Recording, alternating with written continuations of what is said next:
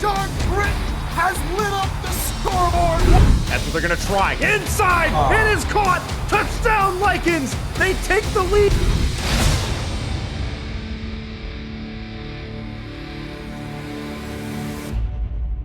Welcome to Crunch Time. He is Ethan Muslin. I'm Josh Zirkle. We've got Chad Rowland and Eddie Gage standing by as well. SFL Insider with Ross Napoli and all the highlights from Week 7. And what a Week 7 it was. Carolina has a new quarterback, and the house won once again in Vegas, Ethan. Oh, yeah, it was a fantastic week. Let's not mince words. Let's not mince any time. Let's just get right into it. And we begin in Raleigh. Lycans and Skyhawks. Rojo, Robert Johnson, having himself a day. 2 touchdowns, including this one. Over 100 yards from scrimmage. Rochelle Colston had 2 picks. Lycans winning Carolina 34-31. Atlanta visiting the Strip. From Rojo to Scojo, Scott Johnson had 3 touchdowns. Doug Britton of Vegas had 3 touchdowns as well. 2 of them on special teams. Vegas wins in a romp over Atlanta 52-6. Portland going to Vancouver, going up north. Kendra Hall had herself a day, 100 yards plus on just 3 catches, including this TD. Brett Killian had a TD also. Vancouver wins 38-30. Portland still looking for their first win of the season. San Diego going to Jacksonville. The air show was shut down by Connor Darien, who had 2 interceptions, both of them in the end zone. And then Marcus Dunhill finding Jack Wall with some aerial techniques of their own. Jacksonville shuts down San Diego 28-7. DC going to Queen City, playing in the snow. Kevin Say, neither rain nor snow nor gloom of upstate New York is going to slow me down. DC wins a close one against the Corsairs 38-30. And Baltimore going to Denton to face off Lone Star. In Texas, Jimmy Hazard progressing 75 yards down the field. And Hazard would have 2 touchdowns of the day, 100 yards from scrimmage. And Baltimore beats the Glory 34-20.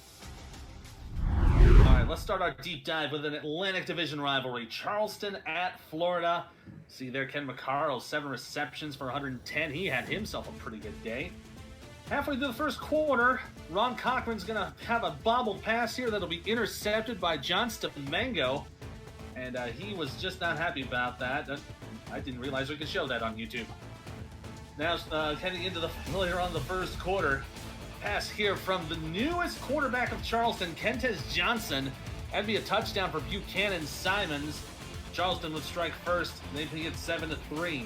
Then Johnson again here is going to be intercepted by Adrian Blaine. He's going to have himself a good convoy. Shakes 1 tackle, trying to get himself into the end zone, but gets caught by Terrell Sutherland, who saved the touchdown. They would end up having to take a field goal. It would be 7-6 for Charleston. Now 10-6. 3 minutes to go in the half. Touchdown, Bullet Boletsky from the short yardage run, and make it 13-10. Johnson would then get a big pass here to start the second half. A good touchdown pass to Ken McCarroll.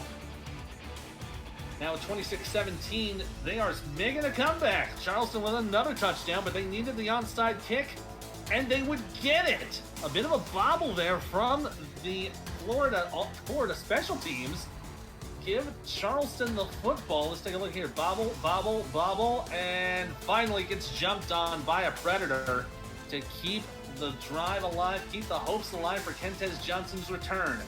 A big pass there to Vinci would get the first down. Look at his leaping catch. Gets in front of Evan Carroll. It would lead to a field goal, and that would give Charleston the 1-point lead with 14 seconds to go. But Florida would still have a chance. Ron Cochran's going to try to throw one deep here. Down the middle, it's going to get picked off. The interception from Stefango, and he would put an exclamation point on it with a pick 6 at the buzzer. If that wasn't a way to get a good comeback from Charleston, I don't know what is. We'll take another look at that as we look at the, wow, this was not a good day to be a QB. 4 interceptions for Johnson, 3 for Cochran, but Charleston comes out on top, 34-26. Let's break down Kentez Johnson, right? Going through the stats here, 25 of 42, 59.5% completion percentage for 292 yards, 3 TDs, 4 interceptions in his first game back after 2.5 seasons. And he takes down one of the top defenses really in the SFL in Florida. First off, let's get your reaction to Quintez's inaugural season 18 game. Well, first game back, he was sitting on the couch when he got the call. Comes back to the league, and he's asked to play against the 3-time champion Florida Storm. It's a tough task. Tough task, and I got to admit, he started off shaky. You know, he finished the game, like you said, with 4 interceptions. But when it mattered most in that second half, he delivered. He started to shake off the dust and the cobwebs and everything, you know, and put on a great performance. In particular, you know, those last 2 possessions that Charleston had, he brought them back against, you know, some tough odds. You know, defense got him the ball back, and he delivered. So kudos to him. And you know, I can't necessarily knock him for his, you know, his rough start. Like you said, he's been gone for 2.5 seasons, and to see him come back and be asked to throw the ball 42 times and complete, you know, almost 60% of those passes. You know, yeah, he did have some ill-advised throws, but you can't expect nothing more from that.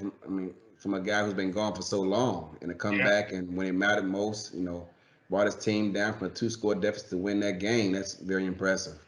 Is Quintez the quarterback that can make this team be that upper echelon type of team?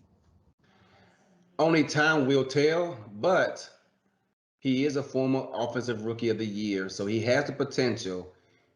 But Charleston needs to find ways to make him more effective and eliminate those turnovers, and that starts with coaching over there. And I'll give them credit. You know, Jacob and company, you know, they hadn't, you know, made the playoffs, or they hadn't got a playoff win before until this past season with TD Drew, the first time ever, and that was under new ownership. So with new ownership, new coaching, perhaps, you know, they can figure things out and get him going.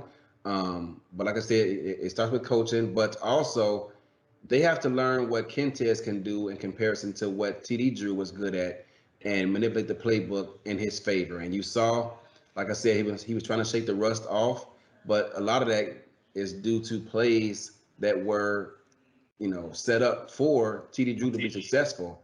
Yep. You know, you got 2 different quarterbacks with different strengths and weaknesses, and once they get that figured out, which takes time, just like Arizona is trying to figure out, losing the Hands brothers, having now Ryan and Connor, it takes time to figure out those strengths and weaknesses. But once they get that figured out, hopefully for them, it leads to another playoff berth for Charleston. The Kentez, Quintez, Yeah, is the guy that really led those 2-score deficit, came back and won the game. The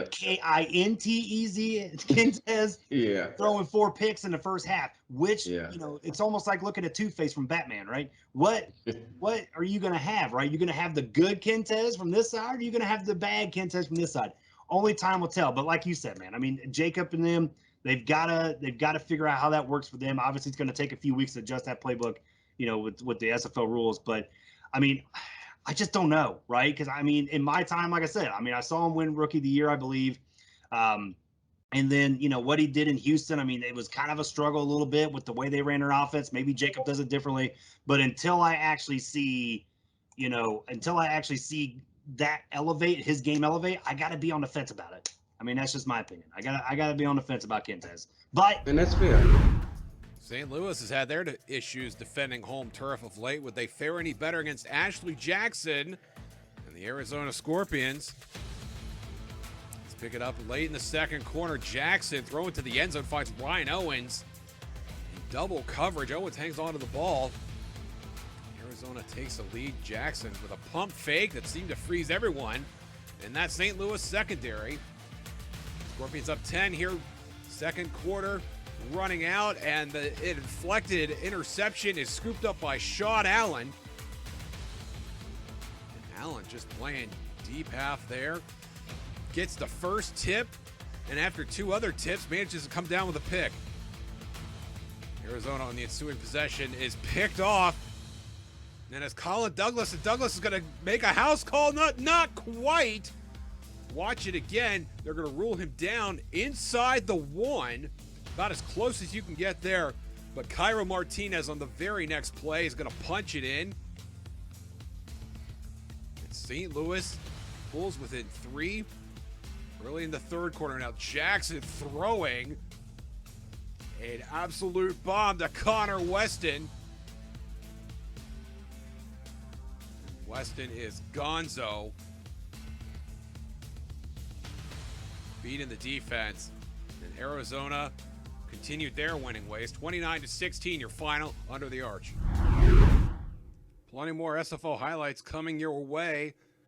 The rest of the Week 7 action, including more of the Streets Are Talking with Eddie Gage and Chad Rowland, Ross Napoli, our SFL insider, and much more. Don't go anywhere. More Crunch Time right after this.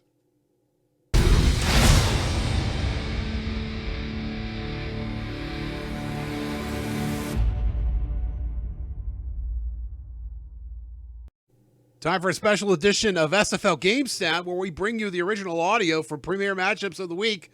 This week, another Monday special, London at Houston, with quarterback and roof cameras. On the call, Cameron Irvine and Stephen Hacker. The Houston 48 after moving the chains with Mike St. Green.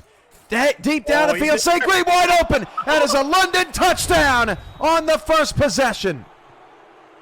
Man, and just got right behind the corner there. Mike St. Green on an out route, and this time he's running a slant. They're looking for him. It's picked, and going back the other way is Josh Rowe. He's got 2 already this season. Get out of the way, ref. 20, 10, and that's twice touchdowns for Josh Rowe. Just lined that interception up perfectly, waited for Pickler to throw that. You see him, boom, just fell off his assignment, saw where Pickler was going with it, then it's off to the races. What a fantastic play by Josh Rowe.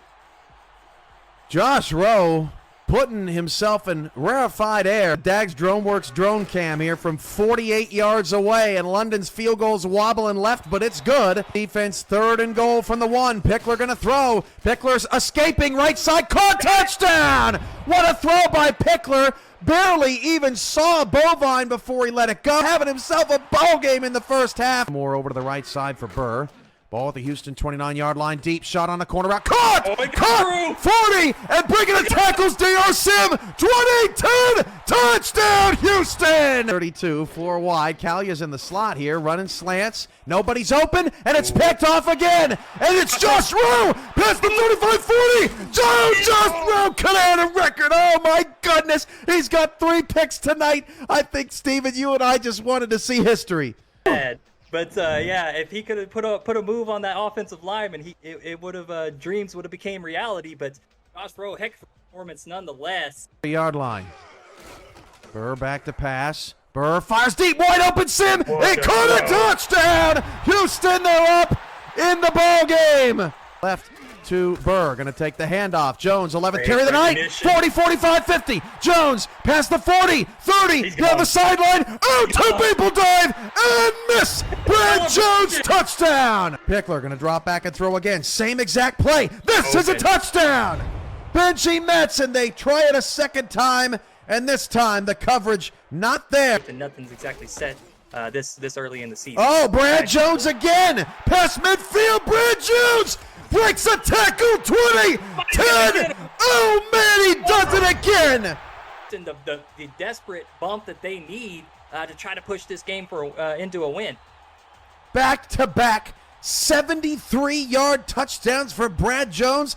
He ate your mom. Offense has only been on the field for 8 plays in the second half. That pass is picked. It is picked by, oh my goodness, it's David Horrell down the sideline. 40, 30, David Horrell, the former #1 pick. You go, baby. 47-34. For the Hyenas. And now we've reached our quota because I do not want to buy Hacker ice cream. So we got to cut it out now. Up next, we get a sit-down with SFL insider Ross Napoli. We'll talk more about the Kentez Johnson debut in Carolina and whether or not quarterback camera becomes a permanent fixture in the SFL. More Crunch Time coming up.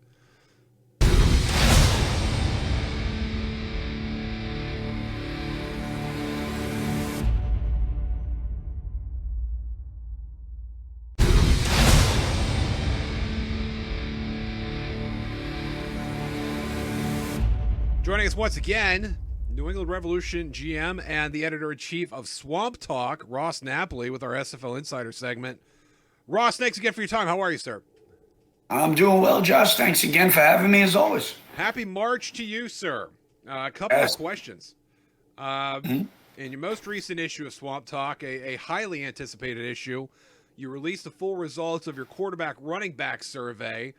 And a lot of interesting things there. I want you to tell us about it. But I think one of the more interesting things there was that a majority of the quarterbacks and running backs that are paying extra, a surcharge, if you will, to play those positions in the league, said that they were happy about it. Tell us more about the survey and the reaction you've got so far from the league, its players, and maybe the higher-ups as well. I think it all went real well. Exactly what you said. A majority of the players, 73%, were okay with what they were paying. And, as we covered a little bit before, I think that was a very accurate depiction of what you would think, right? Because these guys are here, subs are renewing. So it seems to be that everybody is comfortable with what they're paying. Where the numbers started to tighten a little bit was whether or not it increased anymore. And that could play a part. And as the poll showed, that numbers started to tighten when you started asking, what they would do and if there was anything that was playing in as far as money and increases to stay in the league. So it was pretty interesting. We got a wide variety of responses, I should say. A conversation did go on, say it with your chest. I was on with Eddie last Friday, and we covered even more. And we were basically laying out there what some of the other people in the community were voicing in responses to this. Now that there were a more public view of how the quarterbacks and running backs feel about it, as well as just a subscription model in general being discussed, that players had expressed interest in the possibility of more tangible prizes, something physical like a shirt or a trophy or something like that, as a possibility for winning awards and winning the whole SFL championship. And I know that it's something that the league has mentioned it's thinking about in the past. And from what I've gathered in some recent conversations with the league, it's something that they are going to look into. There's no time frame on it, but recognizing that it is something that the community wants is a step in the right direction. Absolutely. And I think it was a great vehicle to have the community's voice heard. And I think there is room to have surveys about any number of issues occurring in the SFL right now. On the field, Kentez Johnson, not necessarily a triumphant comeback in terms of statistics, did have 4 interceptions, but did get the dub against one of the more highly vaunted teams in the SFL. Give me just the sort of a technical aspect of what he lost as a player during his time in retirement. And as he's coming back, does he have an opportunity to regain some of those attributes that he may have lost? Yes, and from what I understand right now, especially in speaking with Kentez this week, it wasn't necessarily attribute things. I think that because as you miss time, you decrease in value. And the easiest way to decrease a player's value if they are sitting on them are animations, high value and low value. So I'm under the impression, without being able to analyze, because we can't on the site see what value or what his attributes were prior to leaving. That's more of something that the league would have.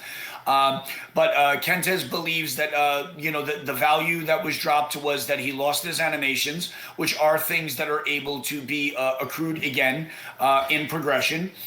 So he drops, the amount of tiers necessary due to the amount of years that he was out, and he's excited to be back. Like I said, I spoke to him this week, asked him a little bit about, why he came back and why Charleston. And the interesting thing that I found there was one of the key elements of coming out of retirement was an old friend, BJ Loveless from Queen City.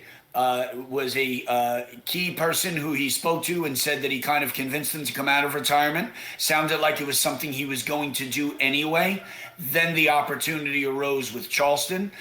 They reached out, talked about it, and a former teammate of his, Jacob Clear, now being the head coach over in Charleston, kind of made that all come together rather quickly. And maybe it's too early to comment on this, but is this if you will, a permanent situation, at least as far as the SFL goes, with players being on one-year contracts? Will Kentez be wearing the black and red of Charleston in season 19 and maybe down the road? I do believe from speaking to everybody involved that they're excited about the situation right now. And I think like anything else, there's a business aspect to it, right? So he's coming in to a team that was playing real well with TD Drew and halfway through the season. So they saw what they did for 6 games, 5 or 6 games with TD Drew. Now they're going to have Kentez for the balance of the season. I think that if he plays well, I think if the player progresses well and it shows on the field, then I think that there could be a possibility to stay for another season or so.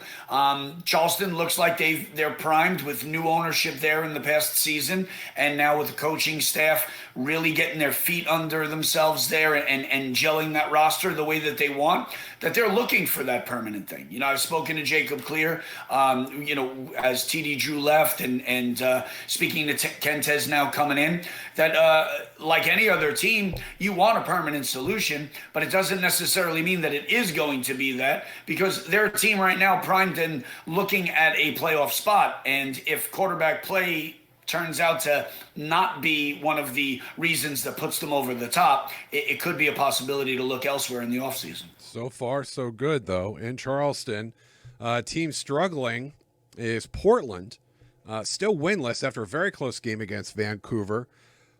I think if we ask 10 different people about what's happening in Portland, we might get 10 different answers. But, Ross, I'm going to ask you, what is happening in Portland right now? This is an interesting one, right? I think statistically, the story reflects the record. I was doing some research about them earlier today. Their offense is 17th in the league. Their defense is 22nd in the league. They have a point differential of negative 53, which is only one team has a worse point differential than them, which is Atlanta at negative 54. So all of that combined is definitely a reflection of an 0-6 record. I've spoken to a couple of people over there. Some people, keep the, next foot forward, next man up type thing. And, hey, we got to forge through this. Others not so happy. There are players that are not happy with their usage. They're not happy with the scheme that's going on. And so that could play a part as to the future of this roster as well. Analyzing that roster, looking at it, they've got 7 new players on that team this year from last year.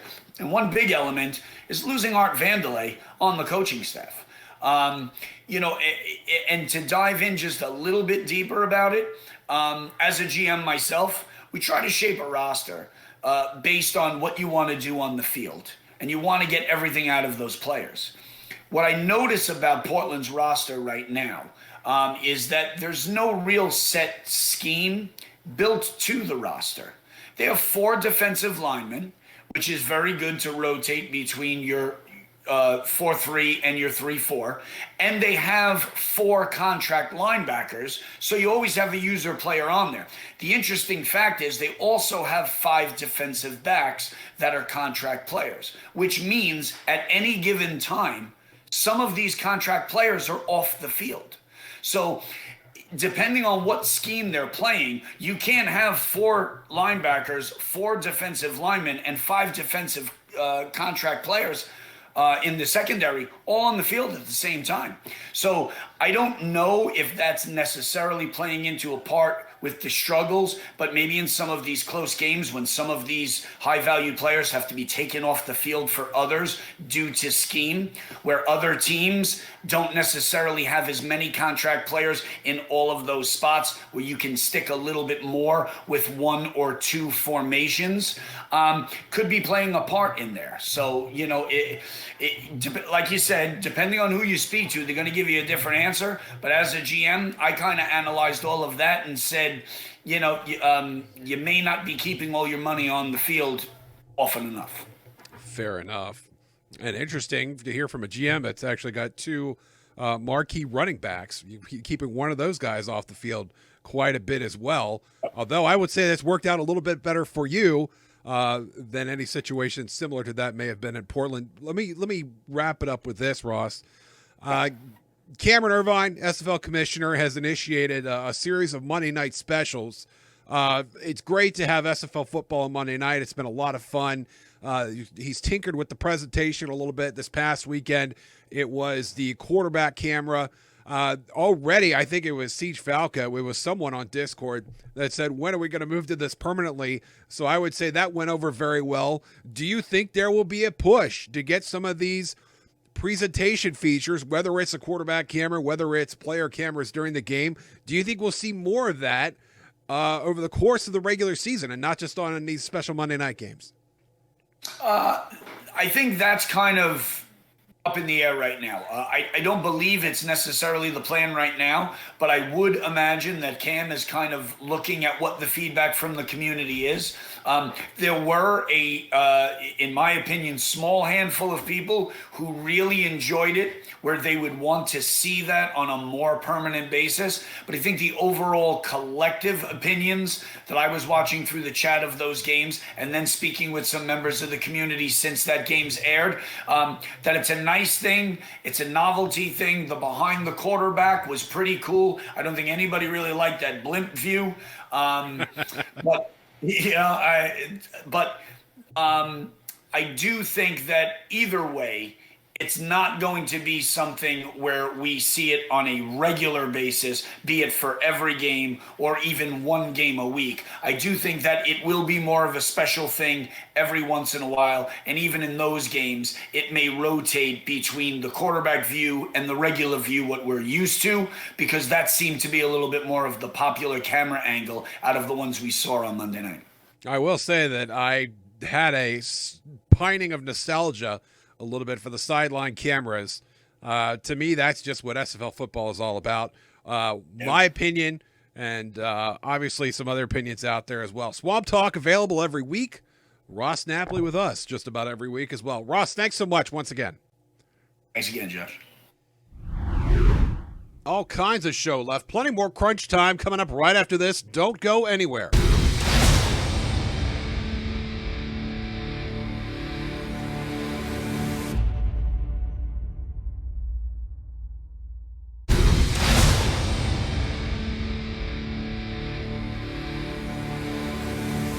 Welcome back to Crunch Time. Let's head over to Duval. The Kings are hosting the Mavericks. Here in the second quarter, this run for Jared Willis goes up the middle for the touchdown. That would give the Kings a 7-0 lead. Then later in the second quarter, this pass from Dunhill over to Zachary Patton, wide open for another score, exposing that San Diego secondary. That would make it 14-0 Jacksonville. Then in the third quarter, leading 14-0, another pass here. That was a touchdown for the tight end, Jack Wall. He'd have 1 yard short of 100 on his 5 receptions for the day. San Diego trying to get into the ballgame here in the fourth quarter, and this huge reception for Liam Hammer. He brings it all the way down to the 9-yard line of Jacksonville, and it looked like San Diego finally had things moving. Let's take a look at this again. You see it here from the push, cuts to the right side. Bernard Gooden can't get a hand on it. Stuart Zemelia can't get the tackle. Gooden tried to tackle again, just couldn't get it going, but it ended up being Greg Gaines who made the stop and saved the touchdown, tentatively speaking. Then a couple plays later on, 3rd and goal at the 4. Patterson gonna throw to the left side, tries to get the score, but nope. Jacksonville just would not have it. And that was the second interception of the day for Connor Darien. And you see here again, he just had that coverage, took that ball right out of Gunnar Lewis's hands.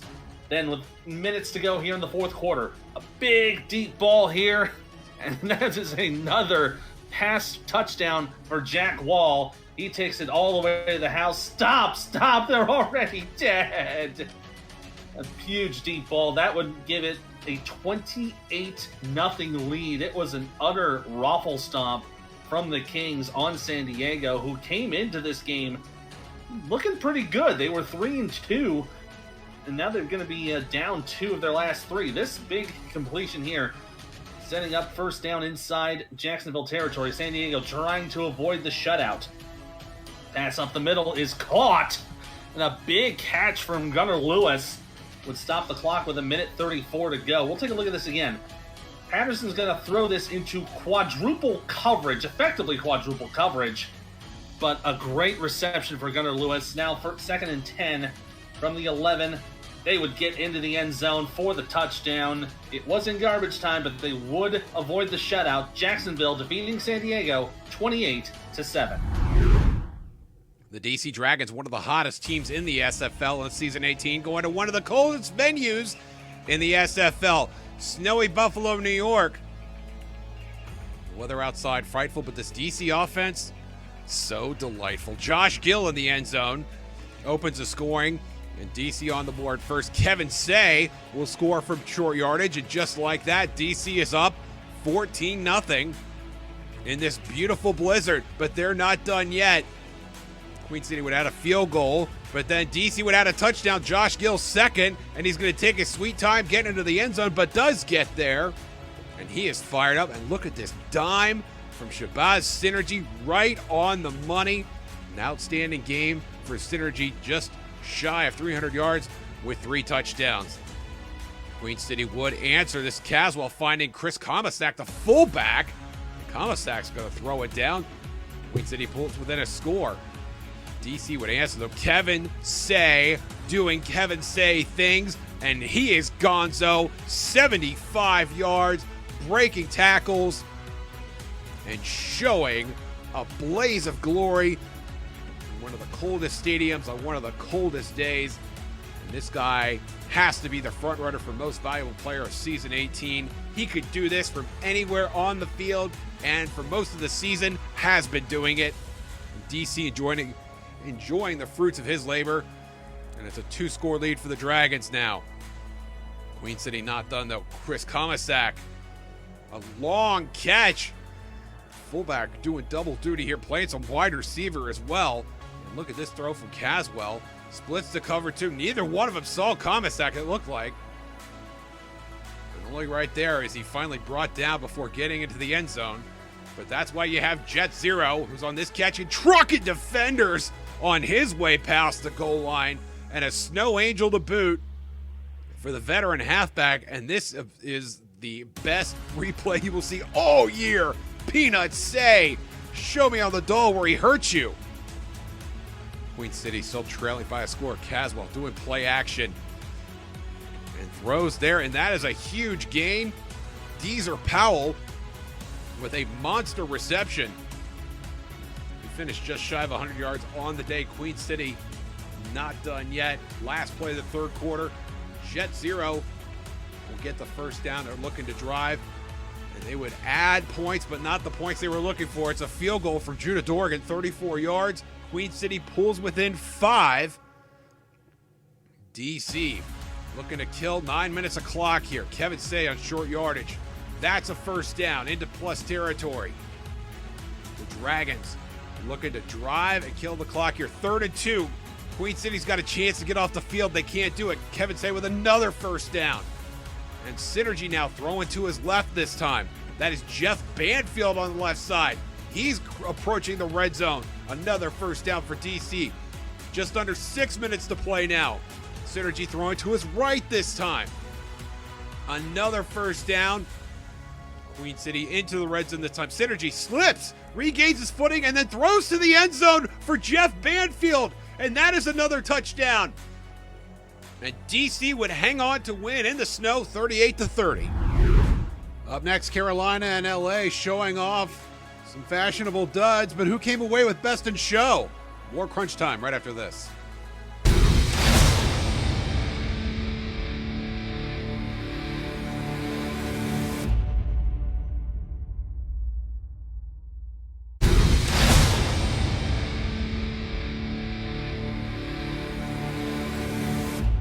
Atlanta heads over to the desert to take on the Fury. There's Doug Britton there. He's going to have himself a pretty good day. But we'll look at Scott Johnson. He heads off to the races. He's got people behind him who cannot get him. And there's a pretty good reason why as he heads into the end zone. Take a look at that. He's on fire! Scott Johnson would have himself a pretty good day, 108 yards. On this punt, later in the first quarter, Doug Britton's going to take it from his own 30. He'll shake one tackle. He passes the bunch, shakes another one, gets a good block, and he is gone. It'll be a 70-yard punt return for the touchdown. A great day to start for Doug Britton. Now makes it 14-3. About 4 minutes to go in the second quarter. Pass here to Doug Britton. That would be his second touchdown of the day. First one on offense. That would end up making it 21-3 in favor of Vegas. And if that looks a little lopsided, you ain't seen nothing yet. Now, on this kick, well, why don't we let Tyler Falk talk about it? Back to return, who spins out a 1, and Britton to the far sideline has a block, looking for punt return touchdown number 2. He's gonna go again! Doug Britton has lit up the scoreboard once again! That would be Doug Britton's second punt return touchdown of the game, his third score overall, make it 28-3. Seconds to go in the second quarter. This pass here would be intercepted by Merrick Itara. It was that kind of day for Atlanta. Bryant Dynasty would end up with 4 interceptions on the day. That would only be his first. On the next possession here for Vegas, the big shot down the middle for John Blaze to bring it into the red zone. That would stop the clock. Then the handoff to Scott Johnson. He goes to the left. He shakes the tackle. He's into the end zone. That would make it 35-3 in favor of Las Vegas. It was just that kind of day for the Atlanta Swarm. In the third quarter, another interception here. That was the second on the day for Dynasty. Max Jackson. And then with first and goal to go with the 2, Scott Johnson would get his third touchdown of the day. Jackson Roberts would also score on top of it. Vegas wins 52-6. Portland still looking for their first win of the season. Would they find it up north in Vancouver? O.J. Bruin having a rough start here. Mark Lopez, he's the stat man. Skiddly bebop doobop. Gets himself a stat there with an interception. O.J. Bruin still dealing, but gets picked off again. This time it's Dean Maddox. And Maddox is going to get a nice return here, bringing it into plus territory for the Legion. And guess who's going to take care of the rest? The natural. Robert Redford up the left side, breaks a tackle there. 10-5, 4-3-2-1 touchdown. Another nice day for Redford, over 200 yards on the ground. Portland would answer, though. This is Israel Adams connecting on the long bomb, and he's going to dance his way into the end zone. Scoreboard, Mr. Adams. Vancouver is tied at 7, but then Brett Killian coming up with a big tip there in the end zone. Take a look at the replay here. Deflected off the Portland defender, but Killian scoops it out of the air. And that would give Vancouver the lead. And Robert Redford once again breaking a long run this time, 76 yards. That blocker next to him needs to turn around, but Redford makes it to the end zone nonetheless. Another monster run. Vancouver extends their lead. And here is the lady herself, Kendra Hall, right up the middle of the field. She would find the end zone. Another 100-yard day for the MVP candidate, Kendra Hall.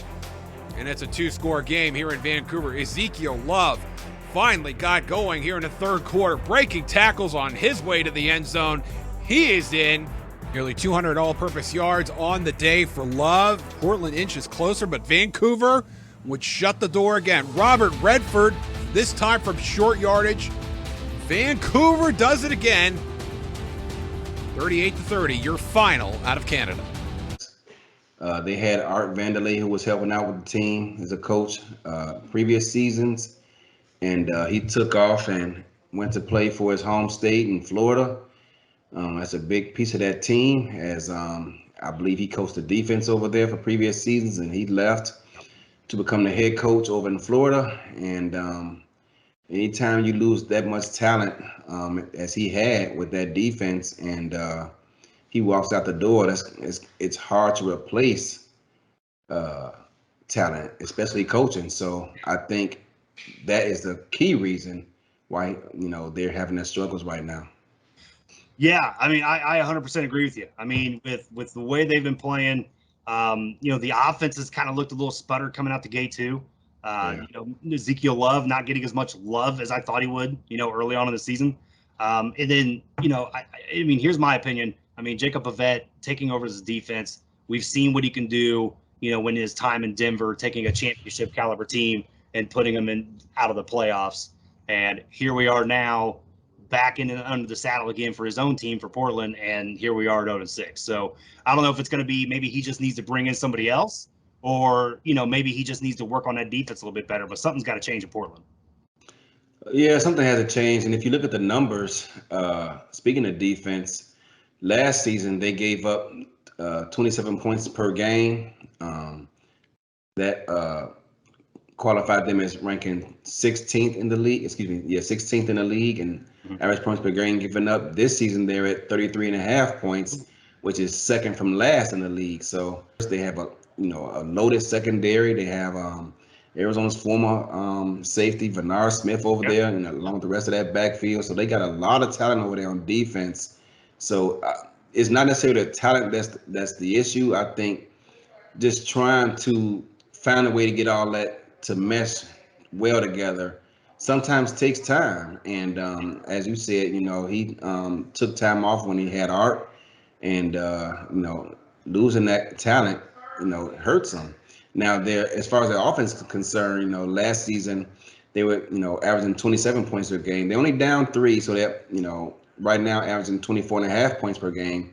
So last season they were ranked 9th. This season they were ranked 19th, and 3 points per game necessarily isn't all that much, but that combined with the additional 6 points a game they're giving up on defense, that presents a problem. Because they're too talented to have this kind of season. So, that it's unfortunate for them, but let's see what they can do with the changes wise. So, thank you, Chad. Thank you, Eddie. We got more Crunch Time coming up right after this. Please bring it on back.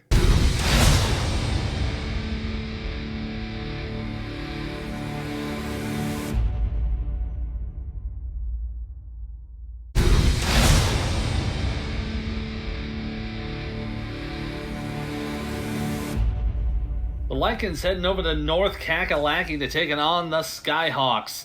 Davius Reed there, he'd have himself a day, 11 receptions for the game and 140 yards. But we're going to start things off with the opening kickoff.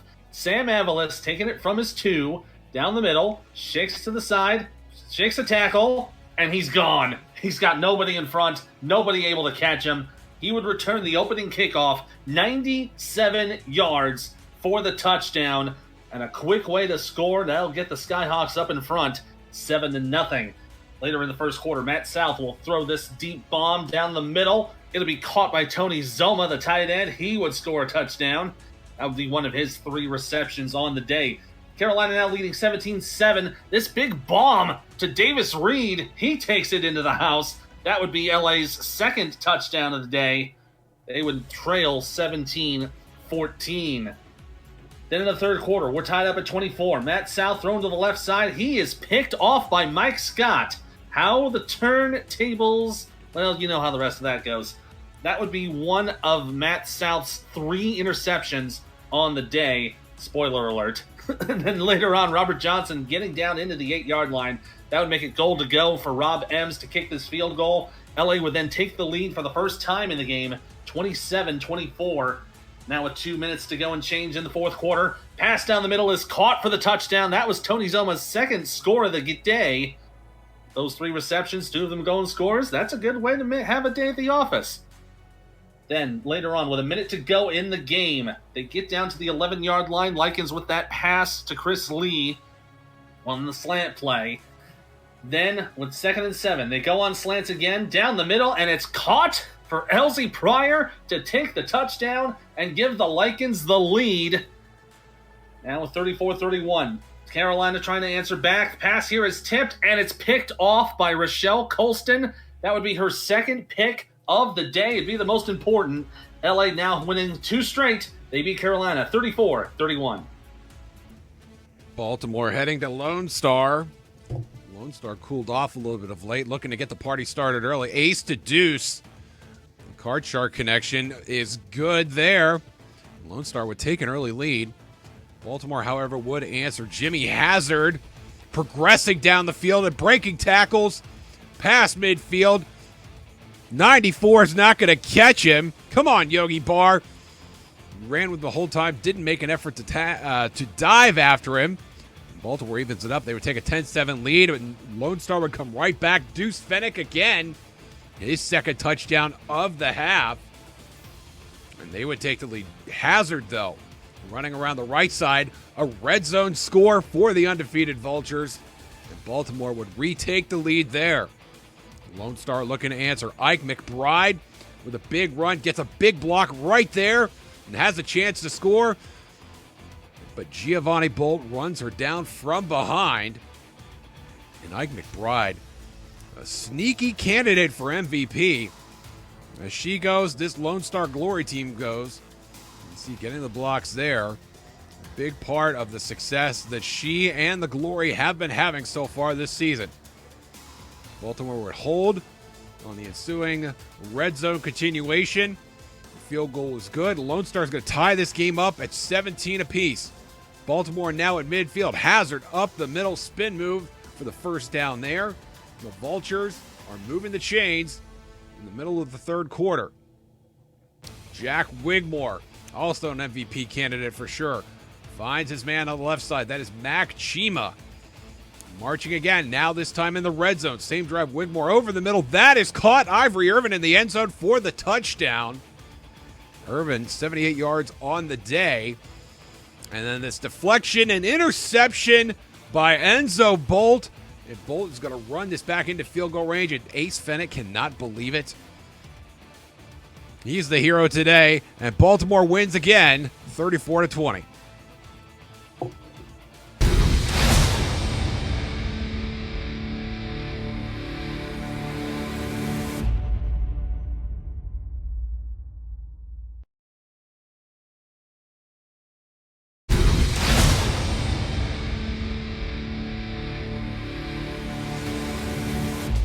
You want some game balls? I got some game balls for you right here. Let's go back to Las Vegas.